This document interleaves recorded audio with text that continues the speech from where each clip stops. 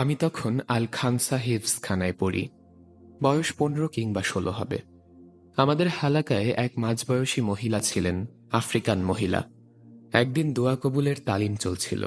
তখন সেই মহিলা কান্না করতে করতে বলেন, আমার মেয়ে অনেক জেদি। সে এমন কিছুর আবদার করছিল যা আমরা সবাই বুঝতাম যে বিষয়টা অসম্ভব। তার বয়স হচ্ছিল। তার জন্য আমাদের বংশীয় ছেলেদের কত প্রস্তাব আসে, কিন্তু সে রাজি হয় না। সে কালো চামড়ার, অনেক লম্বা আর স্বাস্থ্যবতী। আমাদের গোত্রে এমন মেয়ে মানে অনেক সুন্দরী। কিন্তু এই আরবে তো কালো স্বাস্থ্যবতী মেয়েরা সুন্দরী না। আরবরা সাদা চামড়ার পাতলা ফিনফিনা মেয়ে পছন্দ করে। তো আমার মেয়ের ইচ্ছে সে আরবের সুন্দর ফর্সা চামড়ার একজন ছেলের বউ হবে। আমরা তাকে অনেক বকা দিতাম, বোঝাতাম যে এমন আশা করলে জীবনেও বিয়ে হবে না। মেয়ে বলতো, আমার বিয়ে কি তোমরা দিবা, নাকি আমার আল্লাহ দিবেন? কদিন পর আমার বড় ছেলে এক আরবের পক্ষ থেকে প্রস্তাব আনল। আমরা সবাই খুশি হলাম অনেক, কিন্তু আমার মেয়ে না করে দিল। কারণ সেই আরব লোকটা বৃদ্ধ ছিল আর তার আগের 3 জন বউ ছিল।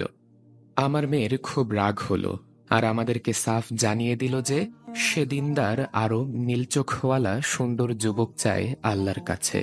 তার জন্য যেন আমরা কেউ পেরেশান না হই।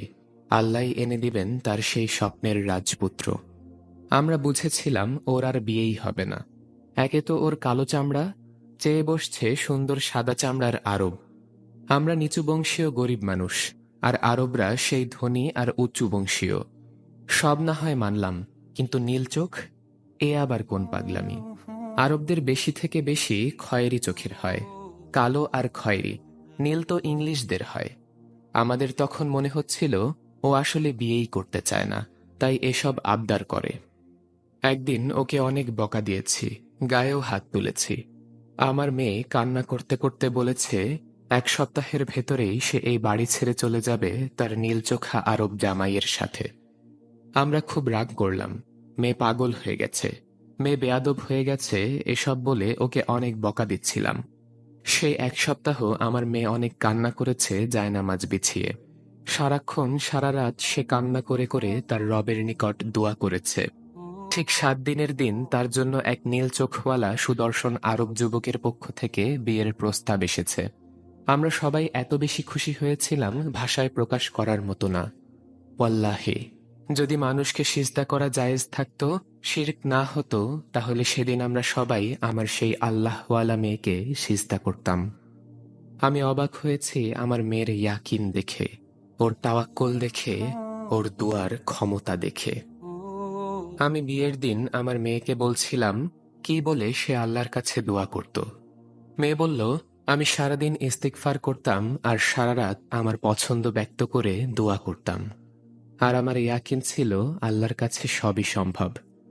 আজ 8-10 বছর আমার মেয়ে অনেক সুখেই সংসার করছে। ওদের বাচ্চাগুলো অনেক সুন্দর সুন্দর, কেউ সাদা, কেউ কালো, কেউ বা মাঝারি। কিন্তু মজার বিষয়, ওদের সবার চোখের রং নীল। আমরা সবাই একটা ঘোরের মাঝে চলে গিয়েছিলাম ভদ্রমহিলার এই গল্প শুনে। মহিলা প্রচুর কান্না করতে করতে গল্প বলছিলেন, আর আমরা মারাত্মক রকমের ইমোশনাল হয়ে পড়েছিলাম। রাতের তাহাজ্জুদ আর ইস্তিগফারের কি ক্ষমতা, তা এই 2 সময়ে দোয়া না করে বোঝা যাবে না।